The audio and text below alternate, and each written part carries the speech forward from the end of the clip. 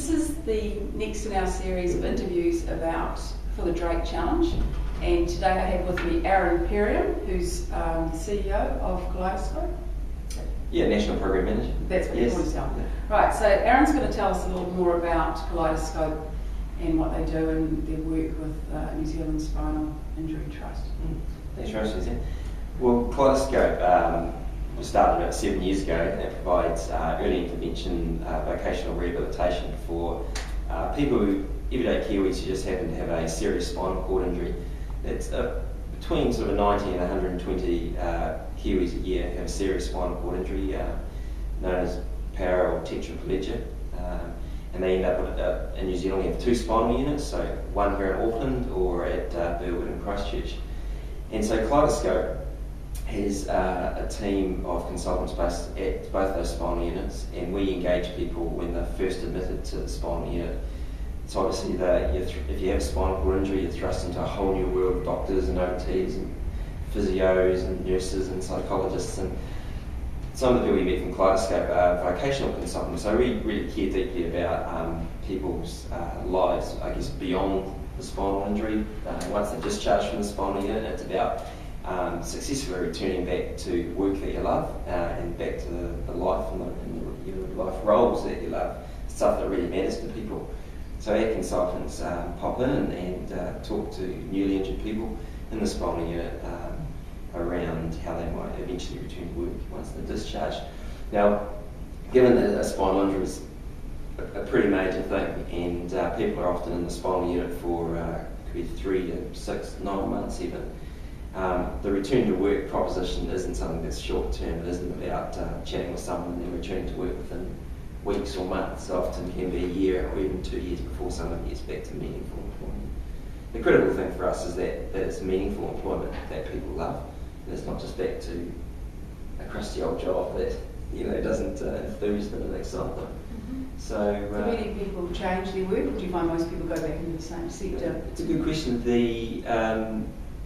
A number of people do choose to change jobs, and some because it's not possible because of their functional capacity now with a spinal cord injury to go back and do what they were previously doing, say if they're a forestry worker, or may not be possible. Others could have perhaps gone back and done their job that they were previously doing, teaching, an accountant or whatever, but choose not to because of a time of reflection in the spinal unit. It can be often quite a cathartic experience. You have time to reflect on your life, what matters to me, what do I value, what I want to do for the next 20, 30 years of my life in terms of work. So people often take on a greater search for significance, I guess, rather than a search for success in their life. So choose to take on new vocations. Because knowing that a lot of people that have spinal injuries are young men, and if they are in particularly the trade sector, I mean that must be really tough for them to have to retrain if they're put significant years into learning a particular skill and then starting again. Yeah. I think the key thing for us is we try not to look at work as being, our return to work as being complex or difficult or challenging because it kind of is all those things, and that's kind of a given. I guess we really want to engage the individual with who happens to have a spinal cord injury, and really have a listening for them that says, hey, there's stuff about their life that they really value, there's stuff that they're passionate about, stuff that they really want to get up in the morning to do.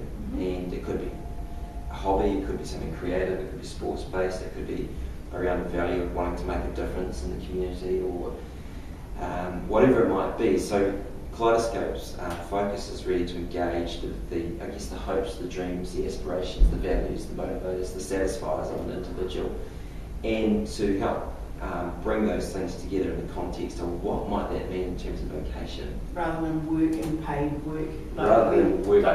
So, it is about paid employment, part-time or full-time. Right. Personally, I don't really care whether someone goes back to work 5 hours or 50 hours a week. That's not what matters. It's about return to meaningful employment to the extent that makes sense for that individual. Right. So do you want to tell us a success story of someone that's the sort of thing that you've done, someone that really resonated for you? Wow. haven't had time to think about this, but I mean, we've had a couple of hundred people return back to work. I mean, just by way of background, Kaleidescope was started because the return to work rate in New Zealand for people with a serious spinal cord injury was less than 12% in 2004. So there was clearly a real opportunity for that to improve. Currently, we have 50% of our clients have returned back to a part of full-time employment with a further 17% in tertiary training. So a number have gone back to work. I mean, just by way of example, I think of a chap who was a self-employed glazier. This is going back about 5 years ago.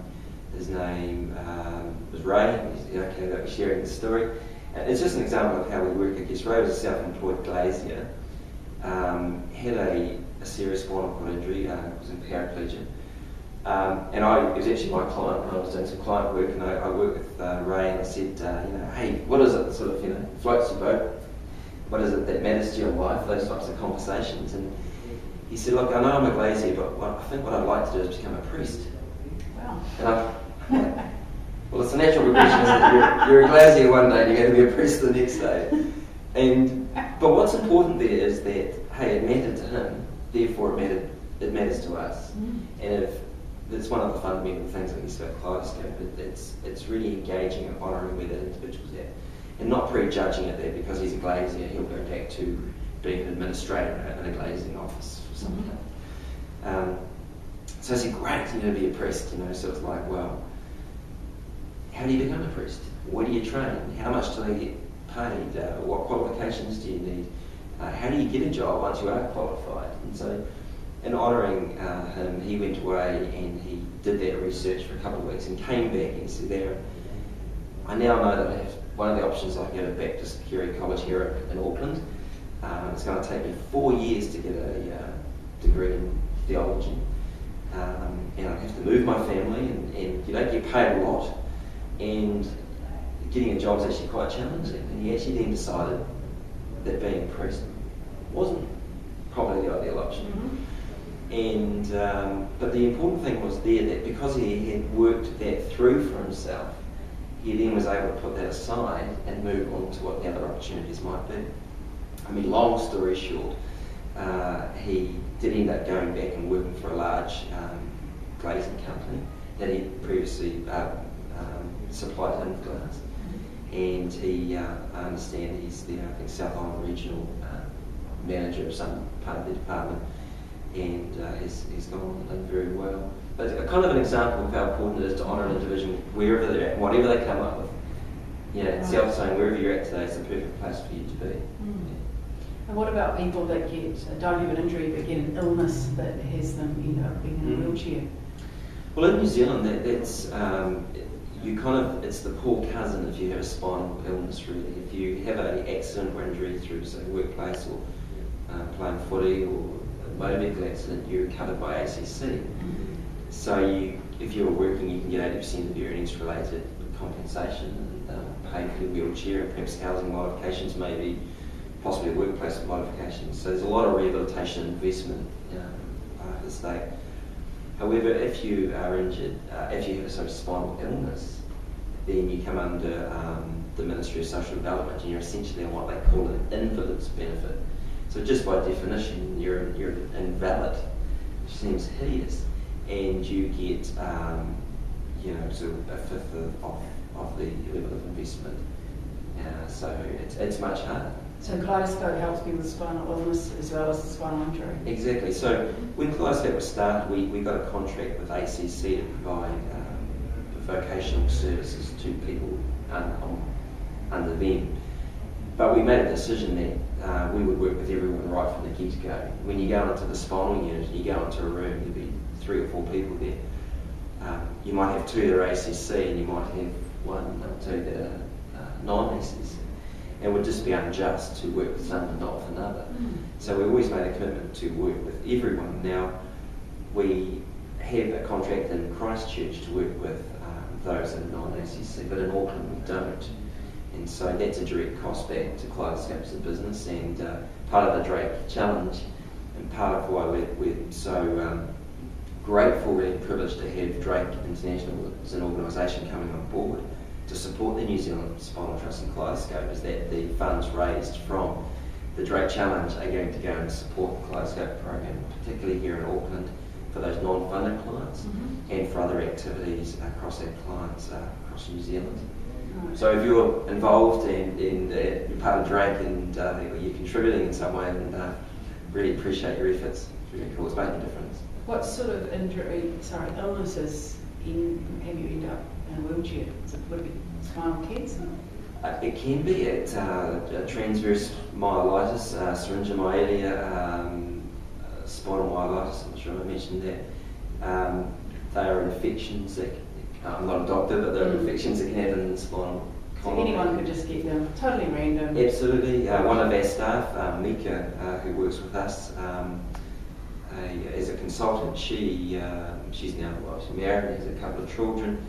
When she was 16 or 17, I think Mika had a spinal illness where she woke up one morning and had numbness in her the periphery of her limbs, which grew, and she's paraplegic.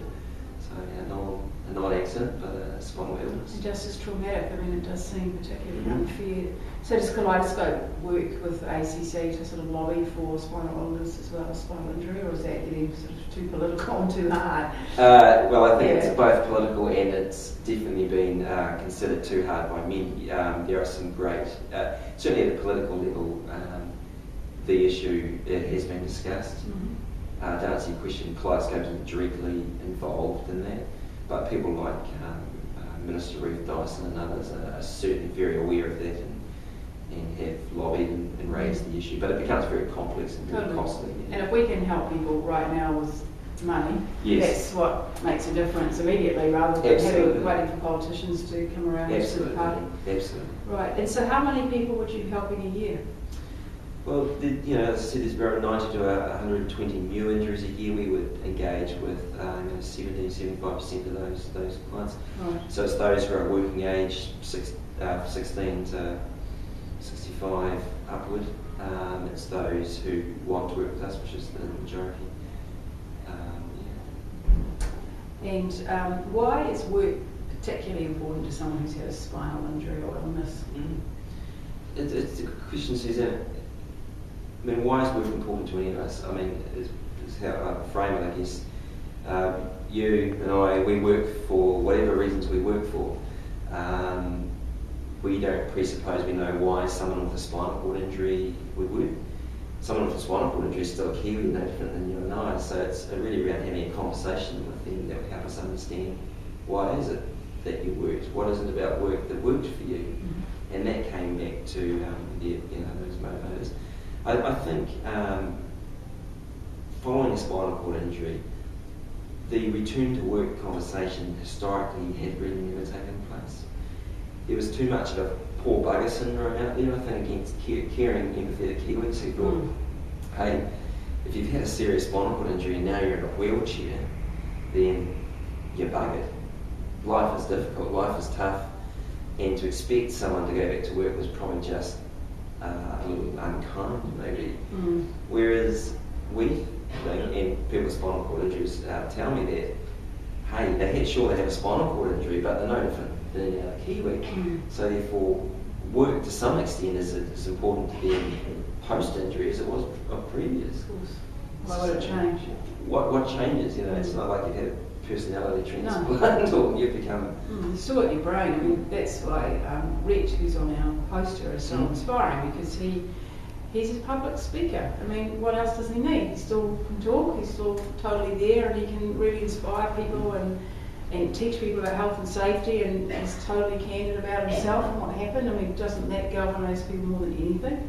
You read 100 health and safety about, I mean, you'll see one guy in a wheelchair and you're like, might have to pay more attention to that. Spinal cord injuries are very visible because although you don't dribble from the mouth, but you have a chair that you sit in, which kind of defines your disability, if you like.